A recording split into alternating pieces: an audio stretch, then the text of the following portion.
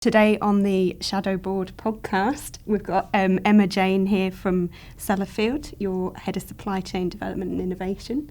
We're just hoping to have a bit of a chat today about your background, your experiences, maybe a little bit about your work as well, but sort of get to know you and put a bit of a character behind a face that I think a lot of people here at the cluster recognise and have known for a number of years.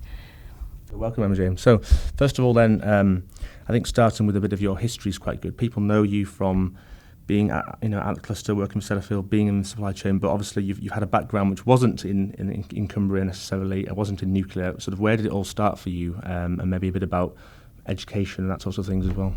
Okay, so I grew up in Suffolk, started from quite humble beginnings. My mum was pregnant at 16, and so we were brought up in a council house. And we got moved to a council house in a village. And it was really important to my mum that people didn't judge us and be unkind to us because we were classed as the council house kids. So she made sure that we always spoke properly. And it's really interesting because since I've come here, because of the way I speak, I've been judged. And, oh, you must be really posh and you must come from a privileged background. And I find it really, really interesting how we make those judgments on people because my upbringing was anything but privileged. But, it gives you a really good grounding.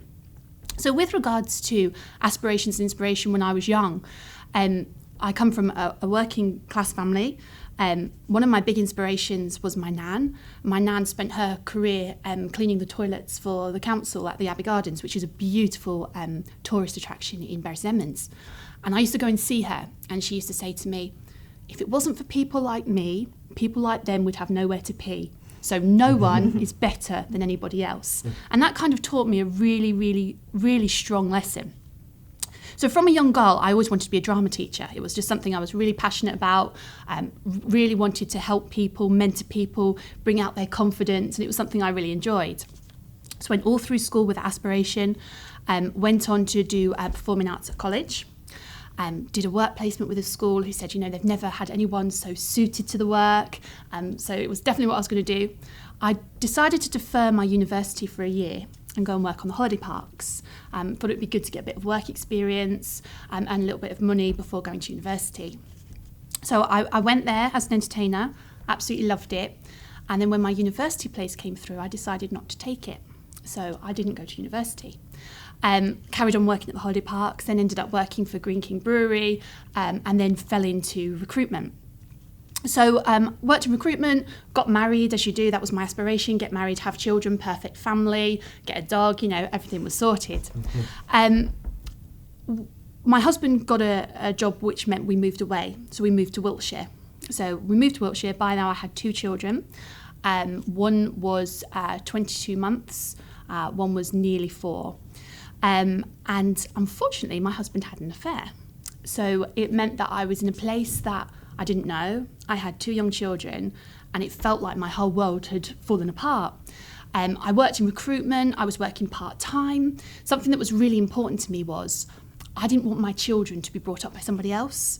So it was always the case that if I have children, I will work school hours and I will be there for the children. I'll be the perfect mother. I'll cook their dinners. They'll have friends around to play. I had it all mapped out. And suddenly my world fell apart. And I just didn't know what to do.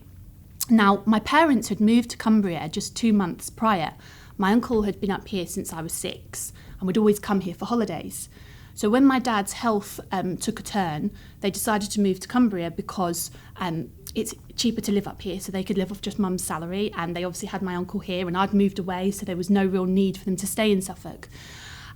So I packed my kids into a car with everything that I could fit and I arrived in Cumbria.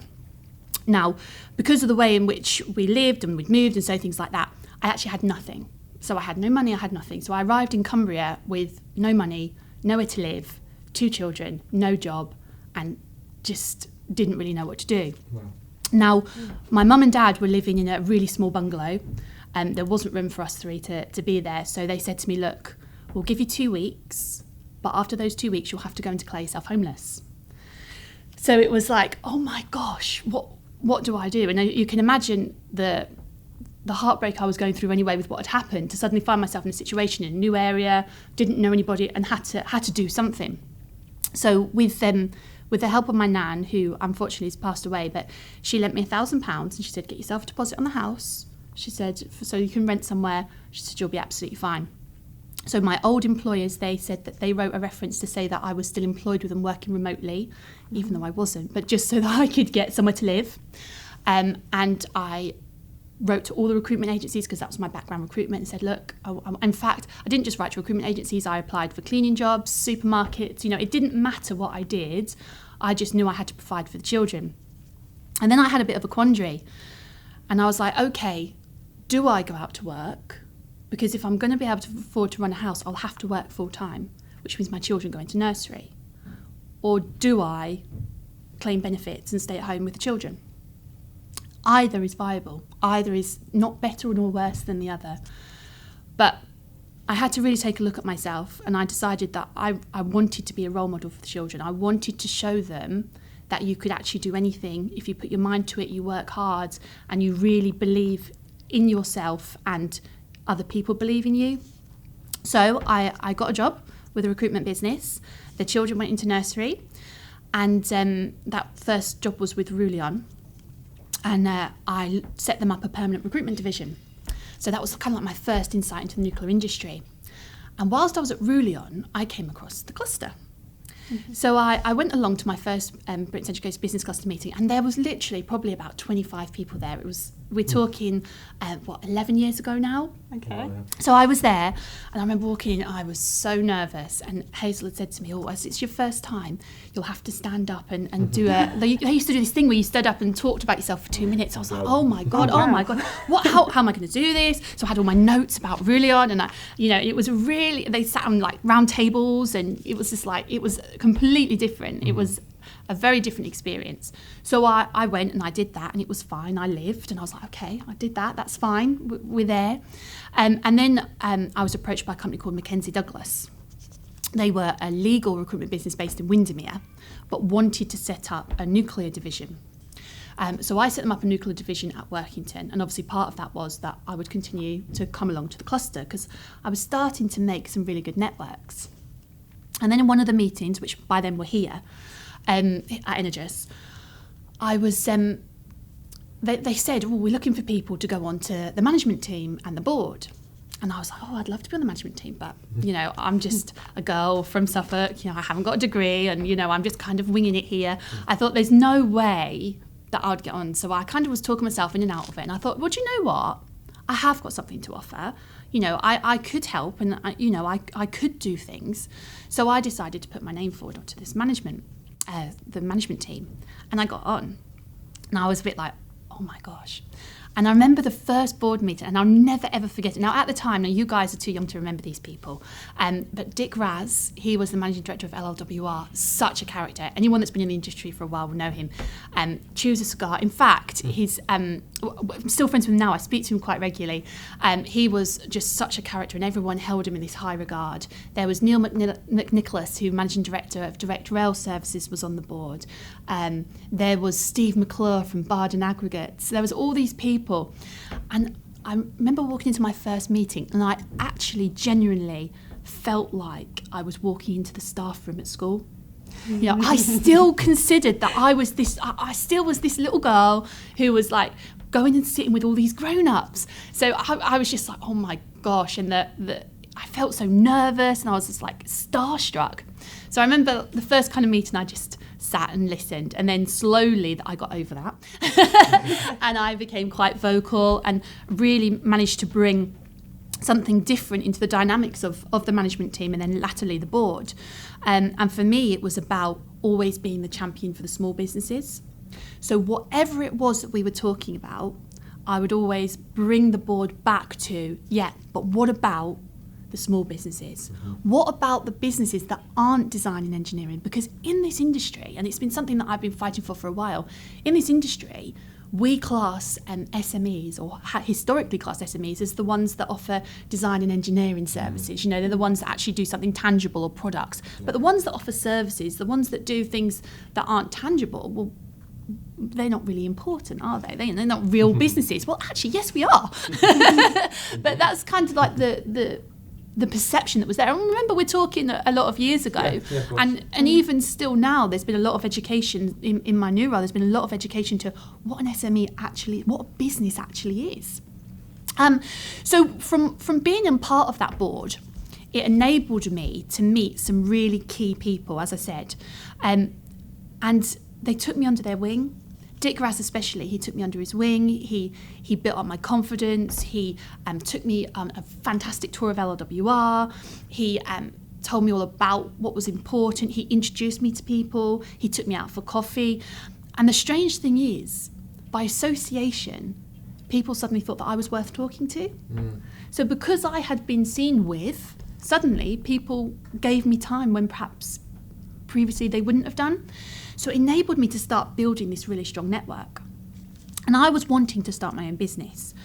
I'd been wanting to do it for a while, and I needed to be brave. And it was I would never ever have been able to start New Exec had it not been from the people that I met at the cluster. Alison from Dodds, she was absolutely instrumental in me having the confidence to set up the business. Hazel has been an absolute star to me and support to me all the way through.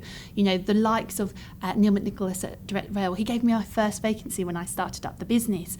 So all these people all played such a huge part in me having the confidence. And without the cluster, there is absolutely no way that, number one, I would ever have been brave enough to set up a business. I would never have had the network. And that's why I served for so long. 7 years I was part of the management committee and board, because they gave me something and I wanted to give that back. So, through New Exec Consulting, which was a recruitment business, a senior recruitment business, I actually ended up winning a contract with LLWR for all their permanent recruitment. And this was way after Dick had gone, so it was nothing to do with him. But I always felt so connected to LLWR, and so I was absolutely delighted to have that contract. And it feels like a family.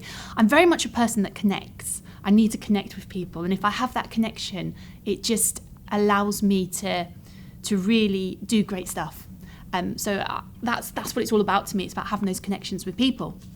So whilst I was at New Exec and obviously at the cluster, I started speaking to people and hearing about the frustrations they had working with Sellafield.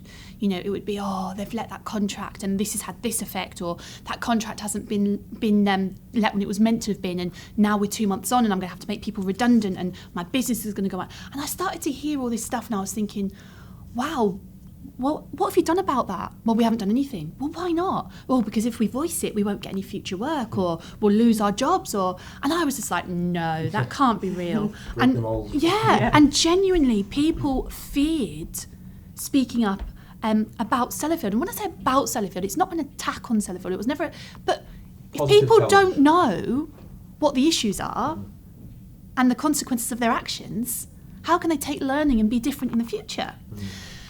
So I decided to start a blog. Now, people were like, well, why are you starting a blog that's not about recruitment? And for me, it was quite simple. I was writing a blog for 2 reasons. One, because I wanted people to know that I knew my shit. I knew about the industry. I knew what was going on, because if people trust and know that you've got good knowledge, they're going to come and do business with you.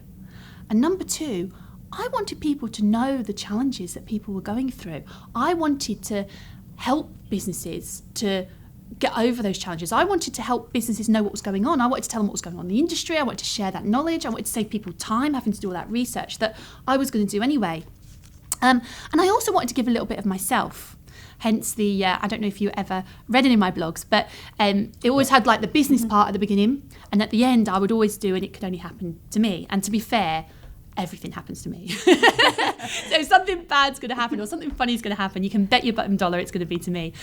So it was a really nice way of kind of probably oversharing a little bit, but connecting with people. And again, it's about those connections. And it was so lovely because I would be somewhere and someone would come up to me and say, oh, how are you? How are the girls? I'm just like, who on earth is that? And because they'd read my blog, they felt they knew me, and that was lovely. So the blog actually grew to have 6,000 readers, which I was really, really proud of. But more than that, what really made me proud is that it made Sellafield take notice, and not in a negative way, but toward the end of writing the blog, they started to work with me. So I would say to them, look, this has happened, and they would almost kind of go, okay, well, we hadn't realised this, or actually the real story is this. You know, because sometimes you hear things and you write about them, and I always made it clear it was hearsay, and actually it was completely factually incorrect. So someone would call me and say, well, that's not right, and I'd be like, all right, no worries, well, next week what I'll do is I'll kind of put out what it actually was, the fact to that. Okay, so Emma-Jayne, so going from new exec then to Sellafield, how did that change happen, and how's it been going since then? It's been about 2 years now, hasn't it? So I never saw going to Sellafield as something that would happen. It just wasn't even really on my radar. Although interestingly, I remember really, really early on when I moved to Cumbria, I remember, and I think at the time it was Dave Henderson, who was the ombudsman from Sellafield. And I remember seeing his role and thinking, I'd love to do that job. and it's really weird because now I guess I kind of do that role, but quite a bit more as well. But I just remember that, and it's just something that reminds me. But anyhow, so I was writing the blog, running New Exec. I was getting a bit tired of recruitment because it didn't excite me. What excited me was the writing the blog, the supply chain stuff, the introductions, and all that kind of stuff that I was doing that I wasn't getting paid for. You know, companies would call me and say, I want to work with Sellafield. What would you suggest? How do I do that? Where should I buy offices? Where should I move to? And all this stuff I was doing, but it wasn't making money. So I was kind of having a rethink anyway. But I came to the cluster meeting. Again, this is another thing about how Britain's Educators Business Cluster has actually shaped and facilitated things for me. And Martin Chown was speaking. So he'd just joined the business, and he was speaking about his vision. And I didn't hold up much hope, and I was just like, this is going to be someone else, saying lots of words. So I sat and listened, and I actually felt inspired by what he was saying. And I actually thought, and one thing that he said that I was just like, oh my God, that is bang on the money. He said that no longer was he going to have the supply chain pay to meet Sellafield. And that had been something that I was saying, because I felt and still feel and still live by it. Supply chain companies should not have to pay to speak to their client, to speak to Sellafield. They shouldn't have to pay to hear us speak. It's just wrong. It's unethical, categorically wrong. So I was like, hang on a minute. This guy's really got something. And I thought, if he can actually achieve all these things that he's saying, then we're going to have a step change in our industry, and we're going to have a step change in our supply chain. Now, I was really fortunate that because the comms team, Darren Ennis at the time, knew that I would be blogging, he was very keen for me to meet Martin after he'd spoken so that I wouldn't say anything negative. They like to manage me, you see, or try to. Sure, yeah. So I met with Martin afterwards. Darren went to get coffees, and we just connected. Sometimes when you meet someone, you start talking, and you're just like, Spark. There was a spark, absolutely. There was this spark there that I've got what he was talking about. He got what I was talking about. And we talked about, at the time we were talking about, we spoke a little bit about ourselves, kids, that type of stuff. But then I was talking about Calderwood House, because at the time I was on the board of Calderwood House, and we were writing a business plan for the coffee van. And I was started talking to Martin about it, and I said, what we want is we don't want your money, but we want the ability to take that van to Yachton Fuse car park. Can you facilitate that? And he was like, yeah. And it was just like, fab. Things are happening. Yeah. So the meeting passed. I didn't really think anything of it. Carried on doing what I was doing. And Martin and I would bump into each other at different kind of events and stuff, and we'd start talking. Then we kind of ended up having more kind of structured meetings, a cup of coffee at Costa, if you can call that structured. But he would say to me, right, so what's going on? And I'd say, well, this has happened and that's happened. And then he would say, so what do you think we should do about that? And I'd kind of give my advice, and then he'd tell me some of his challenges, and I'd give him advice. I'd tell him my challenges, he'd give me advice. And this kind of went on for a little while. And then one February, and I remember it because it was the day after my birthday, we were sat in Costa, and we'd seen each other at the NI dinner in Cumbria, and we said, let's meet for a coffee. And we were talking through some stuff. And I just said, what you really need is me to come and sort this out for you. And he was like, well, why don't you come? Yeah. And I was like, holy shit, I didn't see that coming. And I was just like, yeah, really? I said, I think I might. So he arranged for me to meet with Jamie Reid while I kind of thought everything through and stuff. And it just, for me, it was like, I could go in and influence what I'd been talking about. I could go in and make a difference to the supply chain, to make doing business easier, to make sure that there's not a mystery in a wall for people trying to do business. And that is where my heart is. My heart is about change. It's about making a difference. It's about inspiring people, leading people, bringing people with me. And this is what it could do. So I joined.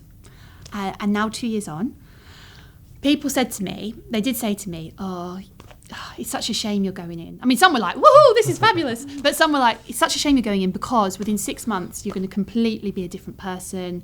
You're going to mould into that culture. You're going to lose your energy. You're going to lose your enthusiasm. And 2 years on, I haven't. Although sometimes I have days where I think, this is exhausting. Trying to be positive and drive forward in an organisation that's wants it but not quite there is hard work.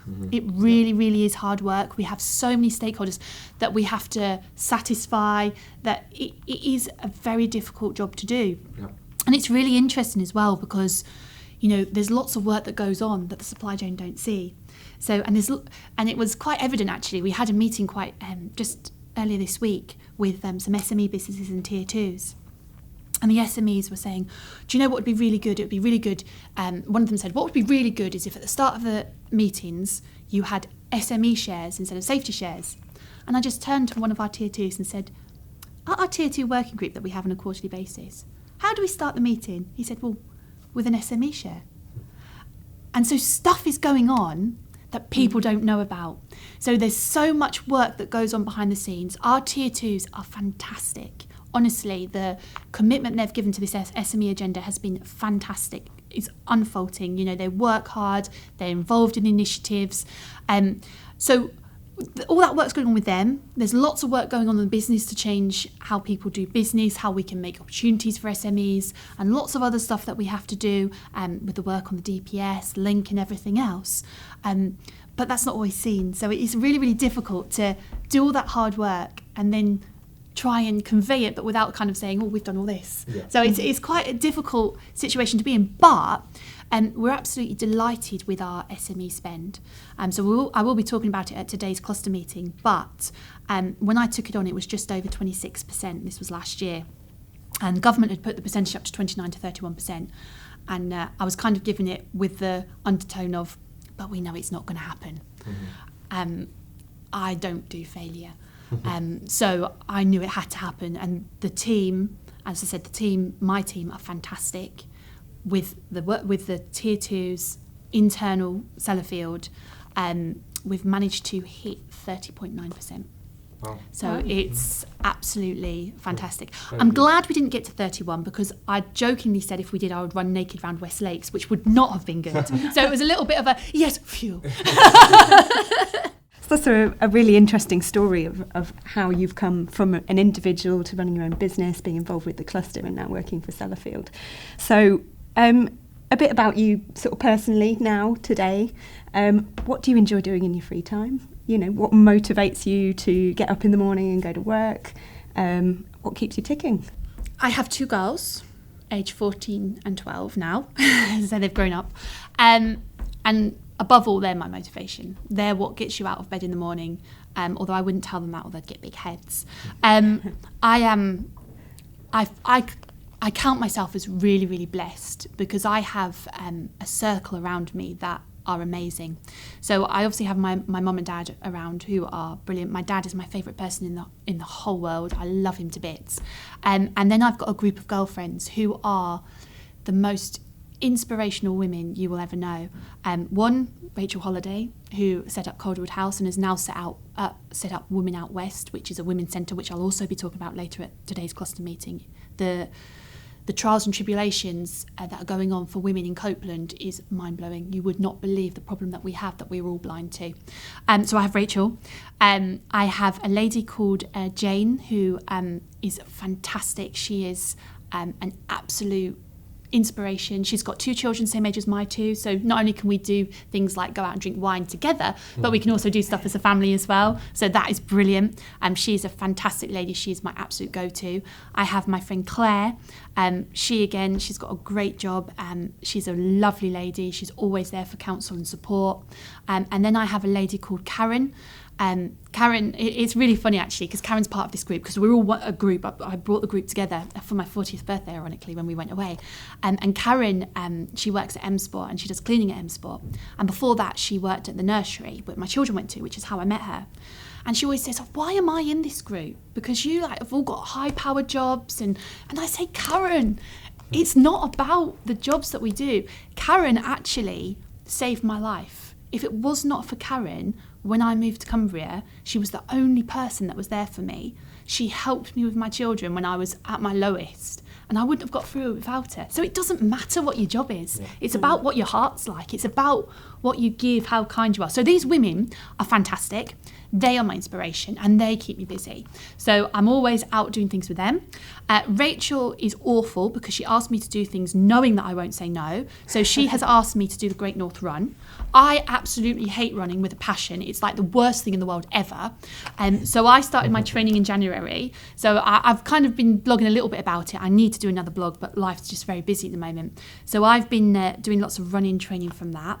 I used to go to the gym a lot, but changing personal circumstance, split up with my second husband. So I just kind of fell out of love with the gym a little bit. So running's kind of taken that place. So I've been doing running. I also love Pilates and yoga when I get the time. In fact, my girls, me, Jane and her daughter Elizabeth, we are off to the Feel Good Festival not this weekend, next. Okay. We can't wait. We're so excited. So that's a whole weekend of Pilates, yoga, meditation, wine. So that's a really good thing. So what I love doing outside of work is just being with people that I love. There's nothing, I love being out in the fresh air. I love being people that I love. I love going shopping, doing fun things and just enjoying life. It's too short. So I suppose final question then, Emma-Jayne, is what advice would you give to someone starting out their career today? Or perhaps if you were 18 again, what would you say to your younger self? I think there's a couple of pieces of advice that are really, really important.